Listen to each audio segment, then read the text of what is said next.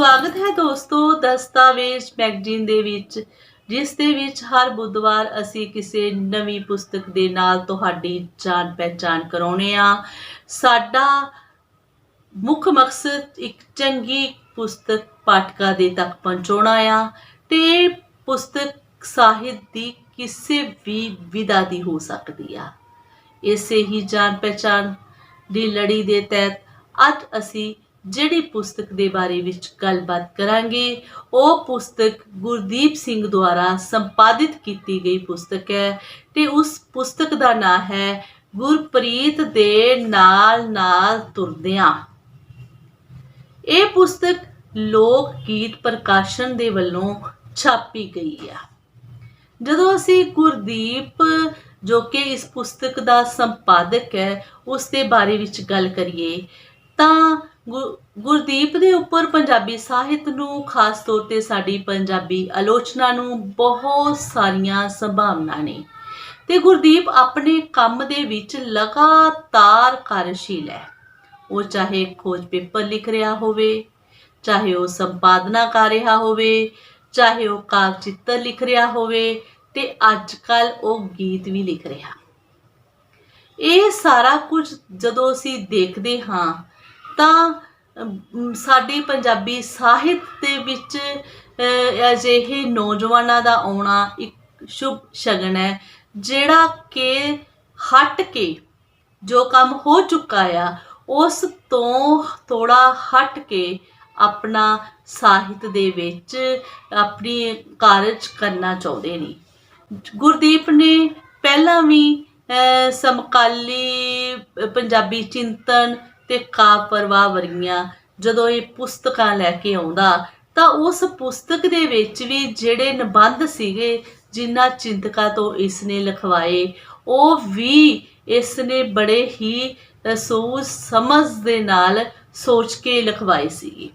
ਇਸੇ ਤਰ੍ਹਾਂ ਜਦੋਂ ਅਸੀਂ ਇਸ ਪੁਸਤਕ ਦੀ ਗੱਲ ਕਰਦੇ ਹਾਂ, ਇਸ ਪੁਸਤਕ ਦੇ ਵਿੱਚੋਂ ਜਦੋਂ ਅਸੀਂ ਗੁਜ਼ਰਦੇ ਹਾਂ ਤਾਂ ਮੈਨੂੰ ਨਿੱਜੀ ਤੌਰ ਤੇ ਮਹਿਸੂਸ ਹੋਇਆ ਉਹ ਇਹ ਸੀ ਕਿ ਇਹ ਪੁਸਤਕ ਜਿਹੜੀਆਂ ਆਪਾਂ ਅਕਸਰ ਹੀ ਸੰਪਾਦਨ ਦੀਆਂ ਪੁਸਤਕਾਂ ਪੜ੍ਹਦੇ ਹਾਂ ਉਸ ਨਾਲੋਂ ਥੋੜਾ ਜਿਹਾ ਵਿੱਥ ਤੇ ਜਾ ਖੜਦੀ ਆ। ਕਾਰਨ ਕੀ ਹੈ? ਕਿਉਂਕਿ ਜਦੋਂ ਕੋਈ ਸੰਪਾਦਕ ਪੁਸਤਕ ਲਿਖਣਾ ਸ਼ੁਰੂ ਕਰਦਾ ਹੈ, ਸੰਪਾਦਿਤ ਕਰਨਾ ਸ਼ੁਰੂ ਕਰਦਾ ਹੈ ਤਾਂ ਉਹ ਜਾਂ ਤਾਂ ਕਿਸੇ ਵਿਸ਼ੇ ਦੇ ਉੱਪਰ ਨੂੰ ਲੈ ਕੇ ਕੇਂਦਰ ਵਿੱਚ ਰੱਖ ਕੇ ਉਹਦੇ ਬਾਰੇ ਵੱਖੋ ਵੱਖਰੇ ਲੇਖਕਾਂ ਤੋਂ, ਵੱਖੋ ਵੱਖਰੇ ਚਿੰਤਕਾਂ ਤੋਂ, ਵੱਖੋ ਵੱਖਰੇ ਵਿਦਵਾਨਾਂ ਤੋਂ ਲੇਖ ਲਿਖਵਾਉਂਦਾ ਆ ਤੇ ਜਾਂ ਜੇਕਰ ਕਿਸੇ ਲੇਖਕ ਦੇ ਬਾਰੇ ਵਿੱਚ ਕੋਈ ਕਿਤਾਬ ਸੰਪਾਦਿਤ ਕੀਤੀ ਜਾਂਦੀ ਆ ਜਾਂ ਤਾਂ ਉਸ ਦੇ ਬਾਰੇ ਵਿੱਚ ਵੀ ਵੱਖੋ ਵੱਖਰੇ ਵਿਦਵਾਨਾਂ ਦੁਆਰਾ, ਵੱਖੋ ਵੱਖਰੇ ਚਿੰਤਕਾਂ ਦੁਆਰਾ, ਲੇਖਕਾਂ ਦੁਆਰਾ ਉਸ ਦੇ ਵਿੱਚ ਵੀ ਨਿਬੰਧ ਲਿਖਵਾਏ ਜਾਂਦੇ ਨੇ। ਤੇ ਪਰ ਗੁਰਦੀਪ ਨੇ ਇਸ ਕਿਤਾਬ ਦੇ ਵਿੱਚ, ਕਿਉਂਕਿ ਗੁਰਪ੍ਰੀਤ ਸਾਡਾ ਪੰਜਾਬੀ ਕਵਿਤਾ ਦੇ ਵਿੱਚ ਇੱਕ ਵੱਡਾ ਨਾਂ ਆ, ਗੁਰਪ੍ਰੀਤ ਦੇ ਬਾਰੇ ਵਿੱਚ ਜਿਹੜੀ ਇਹ ਕਿਤਾਬ ਸੰਪਾਦਿਤ ਕੀਤੀ ਆ, ਜਦੋਂ ਅਸੀਂ ਇਸ ਪੁਸਤਕ ਦੇ ਸਰਲੇਖ ਨੂੰ ਹੀ ਵੇਖਦੇ ਹਾਂ ਗੁਰਪ੍ਰੀਤ ਦੇ ਨਾਲ ਨਾਲ ਤੁਰਦਿਆਂ, ਇਹਦਾ ਮਤਲਬ ਇਹੀ ਸਾਹਮਣੇ ਆਉਂਦਾ, ਇਹੀ ਪ੍ਰਗਟ ਹੁੰਦਾ ਕਿ ਇਹ ਪੁਸਤਕ ਸਿਰਫ ਗੁਰਪ੍ਰੀਤ ਦੀ ਕਵਿਤਾ ਤੇ ਹੀ ਕੇਂਦਰਿਤ ਨਹੀਂ ਹੈ। ਇਸ ਪੁਸਤਕ ਦੇ ਵਿੱਚ ਗੁਰਪ੍ਰੀਤ ਦੀ ਜੀਵਨ ਸ਼ੈਲੀ, ਗੁਰਪ੍ਰੀਤ ਦੀ ਕਾਰਜਸ਼ੈਲੀ, ਗੁਰਪ੍ਰੀਤ ਦੀ ਸਿਰਜਣ ਪ੍ਰਕਿਰਿਆ, ਗੁਰਪ੍ਰੀਤ ਦੇ ਸਮਾਜ ਨਾਲ ਕੀ ਸੰਬੰਧ ਨੇ, ਗੁਰਪ੍ਰੀਤ ਦੇ ਦੋਸਤਾਂ ਨਾਲ ਕੀ ਸੰਬੰਧ ਨੇ, ਗੁਰਪ੍ਰੀਤ ਦੀ ਜਿਹੜੀ ਸ਼ਖਸੀਅਤ ਹੈ ਉਸ ਦੀਆਂ ਬਹੁਤ ਪਰਤਾਂ ਜਿਹੜੀਆਂ ਨੇ, ਉਸ ਦੇ ਕਿਹੜੇ ਕਿਹੜੇ ਪੱਖ ਨੇ ਜਿਹੜੇ ਲੁਕੇ ਵੀ ਨੇ, ਜਿਹੜੇ ਅਲੁਕੇ ਵੀ ਨੇ, ਜਿਨ੍ਹਾਂ ਦੀ ਅਸਾਂ ਪਛਾਣ ਵੀ ਕਰਨੀ ਹੈ, ਉਸ ਨੂੰ ਕੇਂਦਰ ਵਿੱਚ ਰੱਖ ਕੇ ਗੁਰਦੀਪ ਨੇ ਇਹ ਪੁਸਤਕ ਸੰਪਾਦਿਤ ਕੀਤੀ ਆ। ਕਿਉਂਕਿ ਇਸ ਪੁਸਤਕ ਨੂੰ ਜੇ ਅਸੀਂ ਸਮੁੱਚੀ ਇਸ ਪੁਸਤਕ ਦੀ ਵਿਉਂਤਬੰਦੀ ਦੇਖੀਏ ਤਾਂ ਇਹ ਪੁਸਤਕ ਦੇ 3 ਭਾਗ ਨੇ। ਭਾਗ ਊੜੇ ਦੇ ਵਿੱਚ ਉਹ ਸੰਪਾਦਕ ਭੂਮਿਕਾ ਨਹੀਂ ਲਿਖਦਾ। ਭੂਮਿਕਾ ਉਹ ਕਵਿਤਾ ਦੇ ਬਾਰੇ ਵਿੱਚ, ਇਸ ਪੁਸਤਕ ਦੇ ਬਾਰੇ ਵਿੱਚ ਆਪਣੇ ਵਿਚਾਰ ਲਿਖਦਾ ਆ। ਦੂਸਰੇ ਉਸਦੇ ਸੰਪਾਦਕ ਦੇ ਮਨ ਵਿੱਚ ਇੱਕ ਸਵਾਲ ਆਉਂਦਾ ਕਿ ਏਡੇ ਵੱਡੇ ਕਵੀ ਦੇ ਬਾਰੇ ਵਿੱਚ ਪੁਸਤਕ ਸੰਪਾਦਿਤ ਹੋ ਰਹੀ ਆ, ਤਾਂ ਉੱਥੇ ਹੈ ਕਿ ਕਵੀ ਜਿਹੜਾ ਹੈ ਉਹ ਕਵਿਤਾ ਕਿਉਂ ਲਿਖਦਾ, ਕਿਹੜੀਆਂ ਪਰਿਸਥਿਤੀਆਂ ਨੇ ਜਿਹੜੀਆਂ ਉਕਸਾਉਂਦੀਆਂ ਨੇ ਉਸ ਨੂੰ ਕਵਿਤਾ ਲਿਖਣ ਦੇ ਲਈ, ਜਾਂ ਕਿਹੜੇ ਭਾਵ ਨੇ ਜਿਹੜੇ ਉਸ ਦੇ ਸ਼ਬਦਾਂ ਰਾਹੀਂ ਸ਼ਬਦ ਬਣ ਕੇ ਕਵਿਤਾ ਦਾ ਇੱਕ ਰੂਪ ਧਾਰਨ ਕਰਦੇ ਨੇ, ਜਾਂ ਕਿਹੜੇ ਜਿਹੜੇ ਆ ਘਟਨਾਵਾਂ ਨੇ ਜੋ ਜਿਨ੍ਹਾਂ ਦੇ ਪ੍ਰਤੀ ਉਹ ਪ੍ਰਤੀਕਰਮ ਦਿੰਦਾ ਆ, ਪ੍ਰਤੀਕਿਰਿਆ ਕਰਦਾ ਆ, ਇੱਕ ਸ਼ਾਬਦਿਕ ਕਿਰਿਆ ਕਰਦਾ ਆ। ਅਜਿਹੇ ਬਹੁਤ ਸਾਰੇ ਸਵਾਲ ਸੀ ਗੁਰਦੀਪ ਦੇ ਮਨ ਦੇ ਵਿੱਚ ਕਿ ਉਹ ਇੱਕ ਸ਼ਾਇਰ ਜਿਹੜਾ ਹੈ ਉਹ ਕਵਿਤਾ ਕਿਉਂ ਲਿਖਦਾ ਆ। ਉਸ ਨੂੰ ਆਪਣੇ ਇੱਕ ਲੇਖ ਦੇ ਵਿੱਚ ਸ਼ੁਰੂ ਦੇ ਵਿੱਚ ਉਹ ਸਮੇਟਦਾ ਆ। ਦੂਸਰਾ ਇਸ ਦੇ ਨਾਲ ਹੈ ਨੁਕਤਾ ਨਿਗਾਹ। ਨੁਕਤਾ ਨਿਗਾਹ ਗੁਰਪ੍ਰੀਤ ਦੀ ਸਿਰਜਣ ਪ੍ਰਕਿਰਿਆ। ਨੁਕਤਾ ਨਿਗਾਹ ਜੋ ਜਿੰਨੇ ਵੀ ਇਸ ਪੁਸਤਕ ਦੇ ਵਿੱਚ ਨਿਬੰਧ ਆਏ, ਉਹਨਾਂ ਨੇ ਕਿਹੜੀ ਦ੍ਰਿਸ਼ਟੀ ਤੋਂ, ਕਿਹੜੇ ਰੂਪ ਤੋਂ, ਕਿਹੜੀ ਸੋਚ ਤੋਂ, ਕਿਹੜੇ ਢੰਗ ਦੇ ਨਾਲ, ਕਿਹੜੇ ਪੱਖਾਂ ਨੂੰ ਲੈ ਕੇ ਆਪਣੇ ਲੇਖ ਲਿਖੇ ਨੇ, ਕਿਹੜੇ ਪਰਿਪੇਖ ਦੇ ਵਿੱਚ ਉਹਨਾਂ ਨੂੰ ਉਲੀਕਿਆ ਹੈਗਾ ਆ। ਇਹ ਸਾਰਾ ਕੁਝ ਨੂੰ ਗੁਰਦੀਪ ਨੁਕਤਾ ਨਿਗਾਹ ਦੇ ਲੇਖ ਦੇ ਵਿੱਚ ਦੇਖਦਾ ਆ। ਉਸ ਤੋਂ ਬਾਅਦ ਇੱਕ ਸਵਾਲ ਇਹ ਵੀ ਖੜਾ ਹੁੰਦਾ ਕਿ ਗੁਰਦੀਪ ਨੇ ਤਾਂ ਇਹ ਗੱਲ ਕਹਿ ਦਿੱਤੀ ਕਿ ਸ਼ਾਇਰ ਕਵਿਤਾ ਕਿਉਂ ਲਿਖਦਾ ਆ, ਕਿਉਂ ਨਾ ਉਸ ਸ਼ਾਇਰ ਨੂੰ ਵੀ ਪੁੱਛਿਆ ਜਾਵੇ ਜਿਸ ਸ਼ਾਇਰ ਦੇ ਬਾਰੇ ਵਿੱਚ ਇਹ ਪੁਸਤਕ ਲਿਖੀ ਗਈ ਹੈ, ਗੁਰਪ੍ਰੀਤ ਦੀ ਸਿਰਜਣ ਪ੍ਰਕਿਰਿਆ ਕੀ ਆ, ਉਹ ਕਿੱਦਾਂ ਕਵਿਤਾ ਲਿਖਦਾ ਹੈ, ਕਿਵੇਂ ਉਸਦੇ ਕੋਲ ਕਵਿਤਾ ਆਉਂਦੀ ਆ, ਕਿਵੇਂ ਉਹ ਕਵਿਤਾ ਦੇ ਨਾਲ ਆਪਣਾ ਇੱਕ ਰਿਸ਼ਤਾ ਬਣਾ ਲੈਂਦਾ ਆ, ਉਹਦਾ ਕਵਿਤਾ ਦੇ ਨਾਲ ਕਿਸ ਤਰ੍ਹਾਂ ਅੰਤਰ ਸੰਬੰਧ ਜੁੜਦਾ ਆ, ਕਿਵੇਂ ਉਹ ਕਵਿਤਾ ਲਿਖਦਾ ਖੁਦ ਕਵਿਤਾ ਹੋ ਜਾਂਦਾ ਆ, ਕਿਸ ਤਰ੍ਹਾਂ ਉਹਨੇ ਆਪਣੀਆਂ ਜਿਹੜੀਆਂ ਪੁਸਤਕਾਂ ਪੰਜਾਬੀ ਮਾਂ ਬੋਲੀ ਦੀ ਝੋਲੀ ਦੇ ਵਿੱਚ ਪਾਈਆਂ ਨੇ।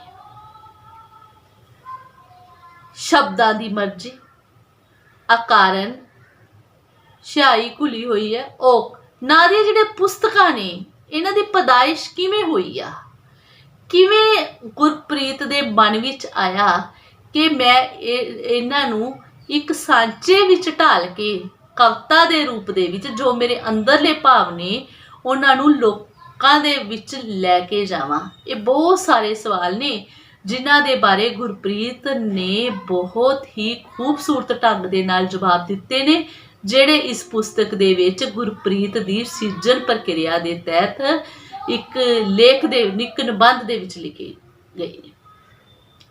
ਇਸ ਤੋਂ ਬਿਨਾਂ ਭਾਗ ਊੜਾ ਦੇ ਵਿੱਚ ਇੱਕ ਸਵਾਲ ਆਉਂਦਾ ਹੈਗਾ ਆ, ਕਿਰਤ ਦੇ ਗੌਰਵ ਦੀ ਕਵਿਤਾ ਸਿਆਹੀ ਘੁਲੀ ਹੈ। ਜਦੋਂ ਇਹ ਕਵਿਤਾ ਬਾਰੇ ਕਾਫੀ ਚਰਚਾ ਹੋਈ, ਇਸ ਕਵਿਤਾ ਬਾਰੇ ਵੱਖੋ ਵੱਖਰੇ ਵਿਦਵਾਨਾਂ ਨੇ ਆਪੋ ਆਪਣੇ ਵਿਚਾਰ ਦਿੱਤੇ, ਜਿਸ ਦੇ ਬਾਰੇ ਵਿੱਚ ਉਹਨਾਂ ਵਿਚਾਰਾਂ ਨੂੰ ਇਕੱਠਾ ਕਰਕੇ ਵੱਖੋ ਵੱਖਰੇ ਵਿਦਵਾਨਾਂ ਨੇ ਉਸ ਪੁਸਤਕ ਦੇ ਬਾਰੇ ਵਿੱਚ ਕਿਸ ਤਰ੍ਹਾਂ ਦਾ ਸੰਵਾਦ ਰਚਾਇਆ ਹੈ, ਉਸ ਸੰਵਾਦ ਨੂੰ ਇੱਕ ਨਿਬੰਧ ਵਿੱਚ ਪਰੋਇਆ, ਜਿਸ ਦੇ ਵਿੱਚ ਦੇਵਨੀਤ ਦੇ ਵਿਚਾਰ ਆ ਜਾਂਦੇ ਨੇ, ਡਾਕਟਰ ਕੁਲਦੀਪ ਦੀਪ ਦੇ ਵਿਚਾਰ ਆ ਜਾਂਦੇ ਨੇ, ਸਾਡੇ ਮਰਹੂਮ ਅਜਮੇਰ ਔਲਖ ਹੋਰਾਂ ਦੇ ਵਿਚਾਰ ਆ ਜਾਂਦੇ ਨੇ, ਤਨਵੀਰ ਦੇ ਵਿਚਾਰ ਆ ਜਾਂਦੇ ਨੇ, ਬਲਵੰਤ ਭਾਟੀਆ ਦੇ ਵਿਚਾਰ ਆ ਜਾਂਦੇ ਨੇ, ਤੇ ਹੋਰ ਵੀ ਸਾਥੀਆਂ ਦੇ ਵਿਚਾਰ ਆ ਜਾਂਦੇ ਨੇ ਜਿਹੜੇ ਉਸ ਪੁਸਤਕ ਦੀ ਬਹਿਸ ਚਰਚਾ ਦੇ ਵਿੱਚ ਸ਼ਾਮਲ ਹੋਏ। ਇੱਕ ਪੁਸਤਕ ਦੀ ਬਹਿਸ ਚਰਚਾ ਕਿਵੇਂ ਹੁੰਦੀ ਆ, ਬੜਾ ਹੀ ਮੁੱਲਵਾਨ ਪੇਪਰ ਆ ਜਿਹੜਾ ਇਸ ਦੇ ਵਿੱਚ ਪਹਿਲੇ ਭਾਗ ਦੇ ਅਖੀਰ ਦੇ ਵਿੱਚ ਇਸ ਦੇ ਵਿੱਚ ਸ਼ਾਮਲ ਕੀਤਾ ਗਿਆ ਹੈਗਾ ਆ। ਗੁਰਪ੍ਰੀਤ ਦੀ ਕਵਿਤਾ ਮੈਨੂੰ ਵੀ ਬਹੁਤ ਵਧੀਆ ਲੱਗਦੀ ਆ। ਜਦੋਂ ਮੈਂ ਪਹਿਲੀ ਵਾਰੀ ਗੁਰਪ੍ਰੀਤ ਨੂੰ ਕਵਿਤਾ ਬੋਲਦੇ ਸੁਣਿਆ ਤਾਂ ਮੈਨੂੰ ਲੱਗਿਆ ਕਿ ਗੁਰਪ੍ਰੀਤ ਤਾਂ ਸਟੇਜ 'ਤੇ ਗੱਲਾਂ ਹੀ ਕਰ ਰਿਹਾ ਆ, ਪਰ ਬਾਅਦ ਵਿੱਚ ਜਦੋਂ ਮੈਂ ਇਹਦੀ ਕਵਿਤਾ ਪੜ੍ਹੀ ਤਾਂ ਮੈਨੂੰ ਅਹਿਸਾਸ ਹੋਇਆ ਕਿ ਇਸ ਦੇ ਵਿਚਲੇ ਗੁੱਝੇ ਅਰਥ ਜਿਹੜੇ ਨੇ ਨਾ ਉਹ ਇੰਨੇ ਜ਼ਿਆਦਾ ਗਹਿਰੇ ਨੇ। ਇਸ ਦੇ ਵਿਚਲੀ ਦਾਰਸ਼ਿਕਤਾ, ਇਸ ਦੇ ਵਿਚਲੀ ਜਿਹੜੀ ਹੈ ਨਾ ਉਡਾਰੀ,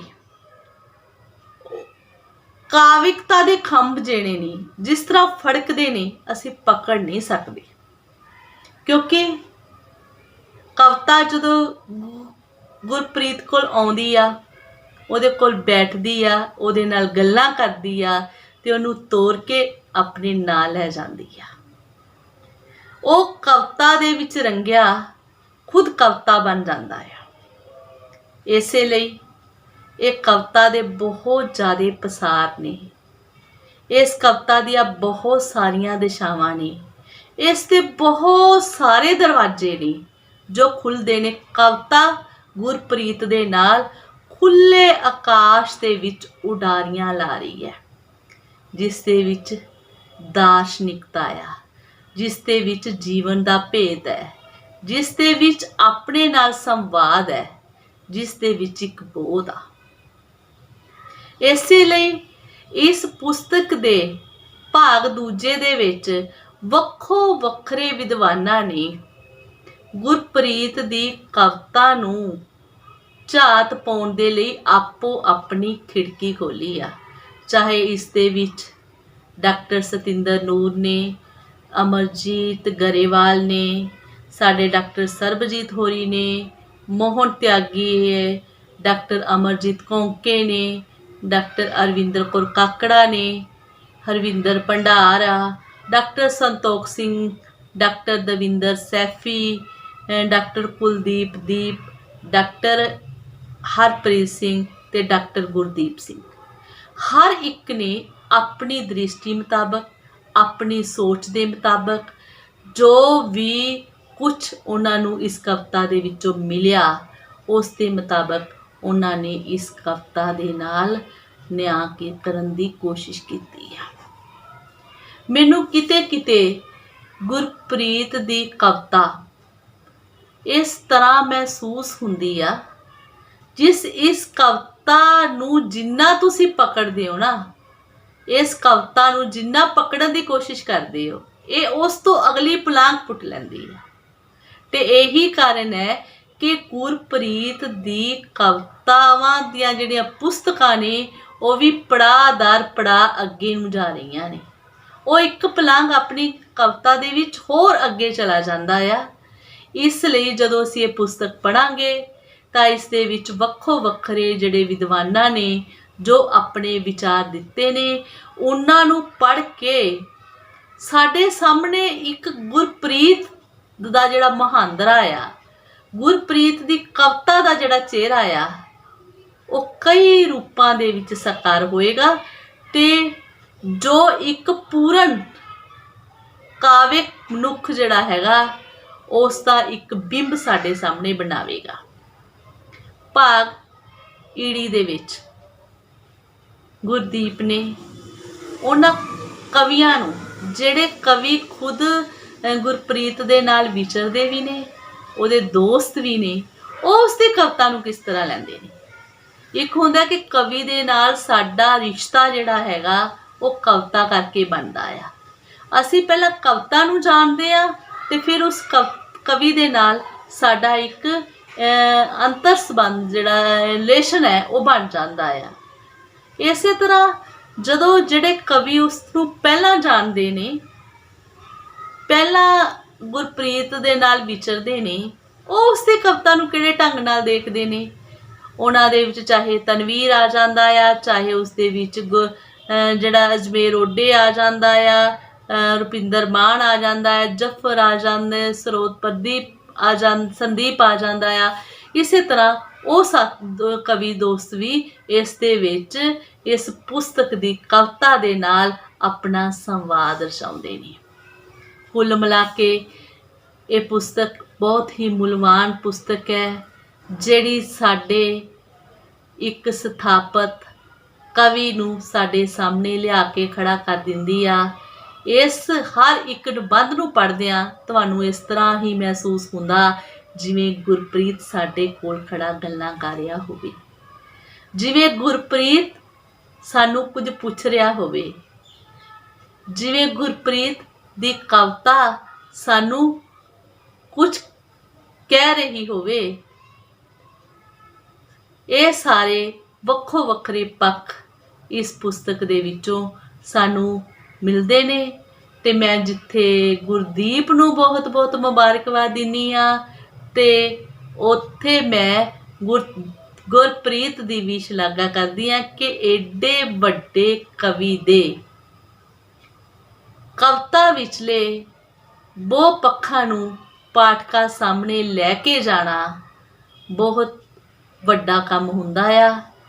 ਤੇ ਜੇਕਰ ਇਹ ਕਵਿਤਾ ਇੱਕ ਵਡਮੁੱਲੀ ਮੁੱਲਵਾਨ ਕਵਿਤਾ ਆ, ਇਹ ਉਹ ਪੀढ़ी ਕਵਿਤਾ ਆ ਜਿਸ ਦੀਆਂ ਬਹੁਤ ਸਾਰੀਆਂ ਪਰਤਾਂ ਨੇ, ਤਾਂ ਹੀ ਅਸੀਂ ਇਸ ਜਿਹੜੇ ਚਿੰਤਕ ਨੇ, ਜਿਹੜੇ ਲੇਖਕ ਨੇ, ਉਹ ਇਸ ਕਵਿਤਾ ਦੇ ਨਾਲ ਇਨਸਾਫ ਕਰ ਸਕੇ।